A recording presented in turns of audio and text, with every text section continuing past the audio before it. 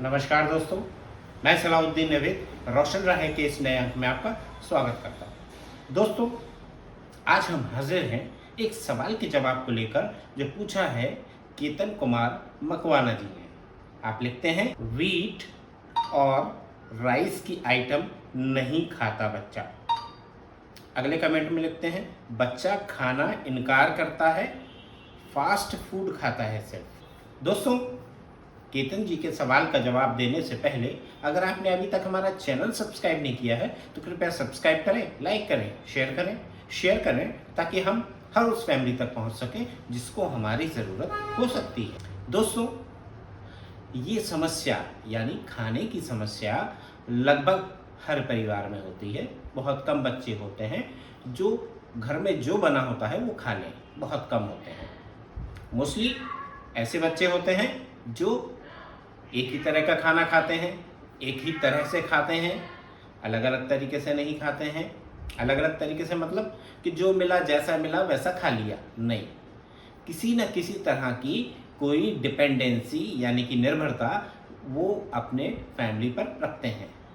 अब कोई चावल की खीर ही खाएगा, कोई रोटी को दूध में गला के ही खाएगा, कोई मम्मी के हाथ से ही खाएगा। हर बच्चा अपने अपने तरीके से अपनी अपनी पसंद की चीज़ें खाता है। बहुत कम बच्चे होते हैं जो इस तरह का निर्भरता या डिपेंडेंसी नहीं रखते हैं। अब मकवाना जी के सवाल की तरफ चलते हैं। बच्चा गेहूं और चावल की चीज़ें नहीं खाता है, यानी खाने की चीज़ें नहीं खाता है।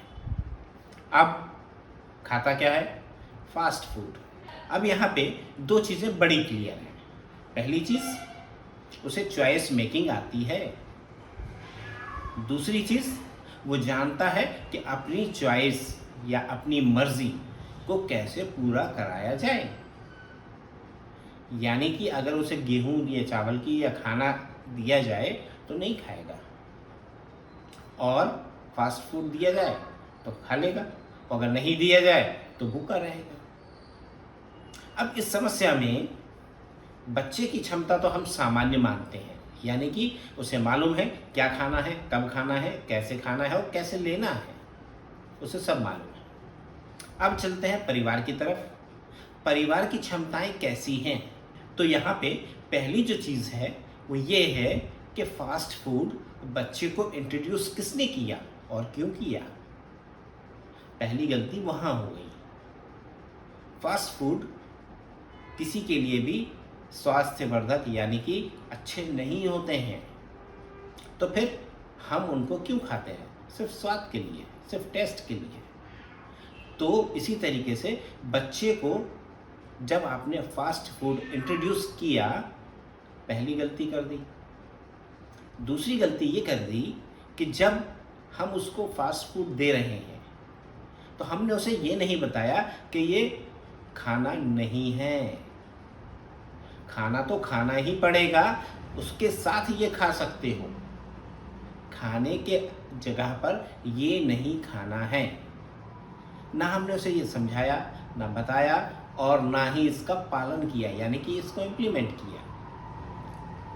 अब यहाँ पर बच्चा बहुत अच्छे से जानता है कि किससे क्या मांगना है, यानी कि खाना मम्मी से मांगना है, बाज़ार की चीज़ें खानी है तो पापा के पास जाना है, बाज़ार घूमने जाना है तो पापा के पास जाना है, मोटरसाइकिल राइड चाहिए तो पापा के पास जाना है, और मम्मी की डांट से बचना है तो दादा दादी नाना नानी के पास जाना है। बच्चा अच्छे से समझता है। और यहाँ पर बहुत ज़्यादा संभावना लग रही है कि बच्चे के जो पापा हैं वो बच्चे को बाहर ले जाते हैं, घुमाते हैं और खिलाते पिलाते हैं। पहले ये शौकिया होता था, अब मजबूरी हो गई है।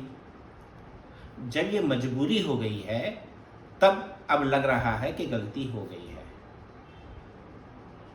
दोस्तों, ये बहुत सामान्य सी चीज़ है, और सामान्य बच्चों के साथ भी होता है और विशेष बच्चों के साथ भी होता है। पर अगर बच्चे को ऑटिज्म है तो ये बहुत नुकसानदेह साबित होता है। हमने एक एपिसोड में बताया था कि नूडल्स के साथ एक हार्मफुल फैक्टर जुड़ा होता है जो ग्लूटेन के नाम से जाना जाता है। और वो बच्चे को नुकसान पहुंचाता है। अब बच्चे सबसे ज़्यादा नूडल्स ही खाते हैं, तो हम लोग उसको रोक नहीं पाते हैं। सेम समस्या इसमें है। हमारा एक एपिसोड इस पर पहले आ चुका है, आप लोग चाहे तो आई बटन में उसका लिंक दिया गया है, उसे देख सकते हैं। अब बात आती है समाधान की, सॉल्यूशन की। इसका सॉल्यूशन क्या है? तो यहाँ पर आपको ये समझना होगा कि पहला सॉल्यूशन तो ये है कि हम ये स्वीकार कर लें, ये एक्सेप्ट कर लें कि बच्चे के लिए ये नुकसानदेह है। जब हम ये समझ जाएंगे और मान लेंगे कि ये नुकसानदेह है, तो हम ईमानदारी से कोशिश करें कि हम उसकी आदतों को बदलें। उसकी आदतें जैसे जैसे बदलेंगी वैसे वैसे चीज़ें सुधरती जाएंगी। और ये एक दिन में नहीं होगा, इसको वक्त लगेगा, इसमें आपको मेहनत लगेगी, आपको तकलीफ़ होगी, बच्चे को तकलीफ़ होगी। क्यों? क्योंकि बच्चे को रोना आता है और खाना आता है। वो रोकर आपसे चीज़ें मांगेगा, बोल कर मांगेगा, जिद करके मांगेगा, ब्लैकमेल करके मांगेगा, लेकिन मांगेगा। तो ये फैक्ट है कि वो आपको परेशान करेगा। अब आप कितने सक्षम हैं, आप कितने कैपेबल हैं उसके लिए कि आप उस परिस्थिति का सामना कर सकें। आप उसके रोने से ना डरें, आप उसके भूखे रहने से ना डरें, आप उसके टेंट्रम्स से ना डरें। अगर आप इन सब चीज़ों से नहीं डरेंगे तो ही इस समस्या पर काबू पा पाएंगे। अदरवाइज आपके पास और कोई रास्ता नहीं है। और इसमें आपकी मदद करती है parental training programme. Therapeutic family का जो प्रोग्राम है वो आपको मदद करता है, और आप इसको हमारे एपिसोड्स में, जो थेरेप्यूटिक पेरेंटिंग के एपिसोड्स हैं, उससे सीख सकते हैं। अब यहाँ पर पहली चीज़ हमने आपको बता दी कि आपका मेंटली प्रिपेयर होना बहुत ज़रूरी है। दूसरी चीज़, अब आपको एक बहुत सामान्य सी कंडीशन डालनी पड़ेगी कि तुम्हें अगर ये खाना है, ये मीन्स नूडल्स खाने हैं, पिज़्ज़ा खाना है, बर्गर खाना है, या कोई बाहर का आइटम खाना है, चाइनीज़ आइटम हो या कोई भी हो, फास्ट फूड खाना है, तो उससे पहले तुम्हें एक रोटी खानी पड़ेगी। अगर नहीं खाओगे तो नहीं मिलेगा। और अगर आपने ये बोल दिया है कि खाओगे तो मिलेगी, तो ही मिलेगी। अब आप इस पर कितना टिकते हो, बच्चा जीतता है कि आप जीतते हो, उस पर ही निर्भर करेगा आपका भविष्य। अगर आप ये सोचते हो कि चलो आज तो खिला दें, और अगर आपने बच्चे के रोने को, उसकी भूख को, उसकी जिद को नज़रअंदाज कर दिया, उसको चुप नहीं कराया, रो लो कोई बात नहीं है, अगर ये रोटी खाओगे तो ही हम बाज़ार जाकर वो खाएंगे, अदरवाइज नहीं जाएंगे। ये बड़े क्लियर टोन में, वर्ड्स में और एक्सप्रेशंस के साथ कहना है, आई कांटेक्ट के साथ। जब आप ये कह देंगे तो बच्चा, बहुत उम्मीद है कि एक बार, दो बार, तीन बार में समझ जाएगा। देखिए यहाँ पे मैं 100% श्योर हूँ कि बच्चा समझ जाएगा। अगर बच्चा नहीं समझ रहा है तो इसका मतलब ये है कि आपके प्रेजेंटेशन में कमी है, आप कहीं ना कहीं कोई ना कोई गलती कर रहे हैं। और अगर आप गलती कर रहे हैं तो वो गलती आपकी कामयाबी की जो चांसेस है उनको घटा देगी। तो यहाँ पे हर चीज़ जो ज़रूरी है उसको समझें, और जो चीज़ आपको नुकसान पहुंचा सकती है उससे बचें। फॉर एग्जांपल, बच्चा रो रहा है, मत चुप कराइए, क्योंकि उसको चुप कराना ये संदेश देता है, ये मैसेज देता है कि मुझे तुम्हारी बहुत फिक्र है, इसलिए मैं रो मत, इसलिए रो मत, मुझे तकलीफ़ होती है। और बच्चा जानबूझकर और रोता है ताकि आपको तकलीफ़ हो, और आप उस तकलीफ़ से बचने के लिए उसकी डिमांड को पूरा करें। और उम्र के साथ, उसके इंटेलिजेंस के साथ, उसके इंटरेस्ट के साथ ये समस्याएं बढ़ती जाती हैं, जिन्हें हम व्यवहार समस्याएं कहते हैं, बिहेवियर डिसऑर्डर्स कहते हैं। ये अलग अलग रूप में सामने आते हैं, लेकिन आते हैं। और इसका जो सॉल्यूशन है वो है बिहेवियर थेरेपी। अब यहाँ पर मैं फिर बता दूं कि बिहेवियर थेरेपी बच्चों की नहीं होती है।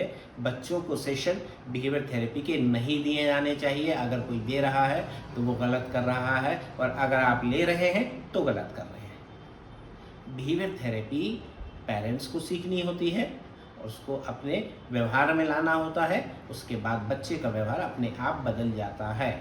तो यहाँ पे सॉल्यूशन के रूप में सिर्फ एक ही चीज़ है, वो है behaviour therapy by the parental training programme. Parental training programme का एक हिस्सा होता है बिहेवियर थेरेपी, जो कि पेरेंट्स को सिखाया जा सकता है। पेरेंट्स उसको फॉलो कर सकते हैं और समस्या से बाहर आ सकते हैं। अगर आपके बच्चे को कोई भी व्यवहार समस्या है, खाने की समस्या है या कोई और समस्या है जो बिहेवियर डिसऑर्डर्स में आती है, तो आप उसके इस एपिसोड से फ़ायदा उठा सकते। दोस्तों, अगर आपने अभी तक हमारा चैनल सब्सक्राइब नहीं किया है तो कृपया सब्सक्राइब करें, लाइक करें, शेयर करें ताकि हम हर उस फैमिली तक पहुंच सकें जिसको हमारी ज़रूरत हो सकती है। आप देखते रहिए रोशन राहें। मुझे दीजिए इजाज़त। नमस्कार, जय हिंद।